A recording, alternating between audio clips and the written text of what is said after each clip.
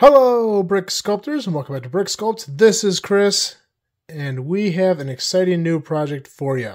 Now, if you watch my content regularly, you'll know that I just kind of finished up my obelisk project.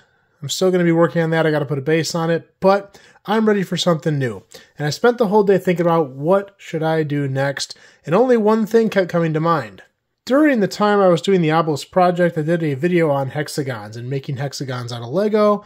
And of course, the number one suggestion was hex obelisk. Yes, that is a technical term for it. The hex obelisk is a hexagonal obelisk. Just kidding. I made kind of a brief prototype, and it was kind of fun. It turned out pretty cool, but I don't want to push that at this point. I did make another little prototype of another shape, and that is the one I want to run with. And it, of course, is the pencil. Now, I searched my house here to find a yellow Ticonderoga pencil, and apparently that's a rare item in this house, where I have a teacher for a wife and a 5-year-old daughter. All my Ticonderogas are colored. Didn't even know that was a thing until today. Got all kinds of cool colors, though. These are really cool looking. Maybe I'll make a colored one, who knows. But I think I'm going to stick with the classic yellow. This is just kind of an off-brand here, and another one there. But what I really want about the Ticonderoga is having that green lettering, the green number 2 on there, and especially the green and yellow metal portion that holds the eraser. So that is going to be my inspiration for this project. Now you might be saying, you already did that. And you're right, I did. I made this quick little prototype during that hexagon video, and it's pretty cool. I've used this for a few different videos now. But it's small, it's not perfect. I still need to get some parts for it if I'm going to make it perfect. But I think I want to move on from this, and I want to go bigger. The obelisk is probably 2.5, 3 feet tall, and I want to make something maybe similar size to that, but in a pencil. Now you might be saying, well, that's not that difficult, and at first I kind of thought the same thing, but there's a few major challenges we're going to have to get over for this project. Number one, the scale I want to use for this, I was hoping to scale this from 2 wide sides to 6 wide sides, and I was hoping to take this tip, which I couldn't get in tan for wood, and I was going to make this the graphite, meaning I'll have a tan cone coming off of this to my larger pencil, so I could reuse this tip in my new pencil. I might do a real eraser on the back, I don't know, but let's break down kind of what we have to do here for this project. You know, if I'm going to make one of these in a larger scale, I'm going to have to make a cone, which is one of the probably hardest shapes you can make out of Lego, because I'm going to need something to bridge in between this and a larger hexagon shape. I'm going to need to make some cylinders for the back here in a quite large size. That's going to be quite challenging. And of course, we'll need to make a 6-sided body for our pencil. So I've got a few different elements that need to all come together into one nice pencil, and I think we can make a nice little project out of this. So let me go ahead and show you kind of where my thought process was and see what you think.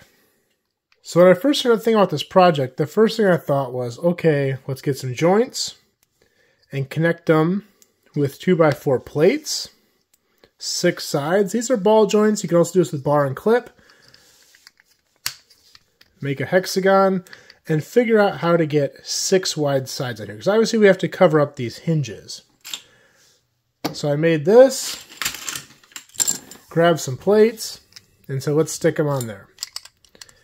And the first 2 stick, but you can already see that angle is not going to fly. It's not going to make a nice perfectly round hexagon.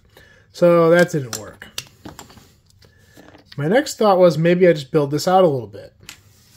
So here we go. Same thing. I just added a 2x4 plate on the outside of each of these to make it stick out a little bit further. And when I do that,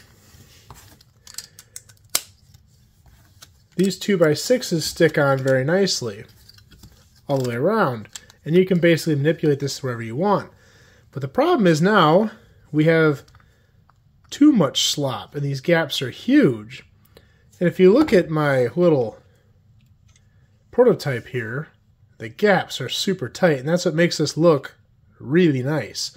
So this isn't going to work either. So what was I going to do? Well, I was going to go back to this shape. Now I realized when sticking these on here that the problem with these two plates was the bottom of the plate. Down here, not the top. And the tops you actually want to meet up. So how are we going to make that happen? A while ago on Pick-a-Brick, I got a whole bunch of these 1x5s in medium nougat. And this was the perfect piece. See, what I could do here is I could alternate these so it just hangs over the hinge on one side at a time. And what this would allow me to do is get the tops of the corners to meet up and the bottoms wouldn't interfere. So here you can see the tops meet up pretty nicely, but nothing touches, so you can still manipulate that shape into a perfect hexagon. Pretty cool. And I'm going to cover it with plate anyway, so these little gaps will all get covered. So then I figured, okay, time to scale this up. Now, in playing around with a larger version, I didn't care so much for the ball and socket joints because they had a lot of extra movement that wasn't necessary. So I did switch. I went to a bar and clip style, double clips, just like this, as it only has one direction of movement instead of twisting.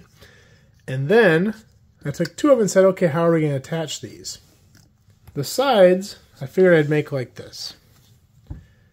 4x4 plate, 2x6 right in the middle of it, 2x2 plate on each of these corners, a 2x2 right here, and then 1x2s filling in the gaps. And essentially what I'm doing is this, but on a larger scale. And this would allow me to overlap just like that. Now I built 5 more of them.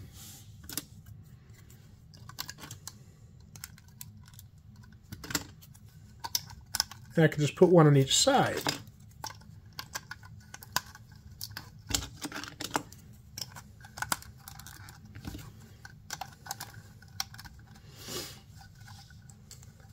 And there we have it. Now if I were going to keep this going and make a very large pencil, I would probably continue this pattern up. On the ends, I would take my 1x5s and go like this.